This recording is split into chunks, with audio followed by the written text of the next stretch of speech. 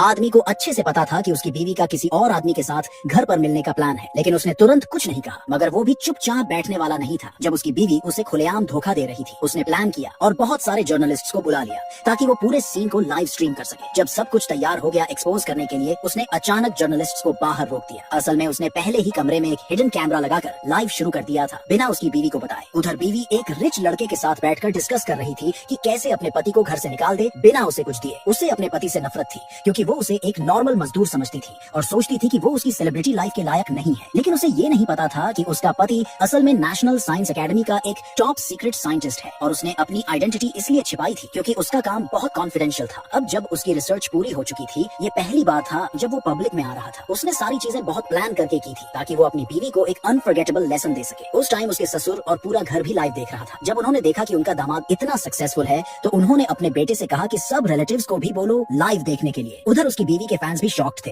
कुछ जेलस थे कि उसके जैसा परफेक्ट हस्बैंड किसी को कैसे मिल गया। जैसे जैसे ये पूरा मामला वायरल होता गया और लोग लाइव से जुड़ते गए। जब फाइनली हस्बैंड ने दरवाजा खोला, बीवी शॉक्ड हुई, लेकिन उसने एक्सप्रेशन नहीं बदला क्योंकि उसे अपने बॉयफ्रेंड पर पूरा भरोसा था जो एक बड़े बिजनेस का मालिक का बेटा था। वो लड़की पिजामा में सीढ़ियों से नीचे उतरी, बहुत ही बदतमीज और बिना किसी गिल्ट के। उसके हस्बैंड ने जब उससे सवाल किए तो उसने जीरो रिस्पेक्ट दिखाई। वहीं रिच वाला लड़का बहुत एरोगेंट बनकर सामने आया और सारे जर्नलिस्ट्स को बाहर निकाल दिया। इन दोनों में से किसी को भी अंदाजा नहीं था कि असली बवाल तो अब आने वाला है, क्योंकि गुलाबों के गुलदस्ते में छुपा हुआ एक और कैमरा अभी भी क्वाइटली लाइव चल रहा था। रिच लड़का उस आदमी का मजाक उड़ाने लगा और उसे ककोल्ड कहकर इंसल्ट किया। औरत ने तो हद ही कर दी, उसने अपने पति को थप्पड़ मारा और बोली, हाँ मैंने तुम्हें धोखा दिया है तो क्या। ये पूरा सीन लाइव में आग की तरह फैल गया। जो इमेज उसने सालों में बनाई थी वो एक सेकंड में पूरी तरह से बर्बाद हो गई। उसका बाप इतना गुस्से में आ गया कि उसने अपना फोन जमीन पर फेंक दिया। उसके रियल पिता ने तुरंत अपने बेटे से बोला कि उसे कॉल करो, लेकिन जैसे हर बार वो रिच लड़के से मिलने जाती थी उसने अपना फोन बंद रखा था। उसे लगा सब सेफ है, कोई उसे डिस्टर्ब नहीं करेगा, तो उसने अपना असली चेहरा अपने हस्बैंड के सामने दिखा दिया। लेकिन उसे पता नहीं था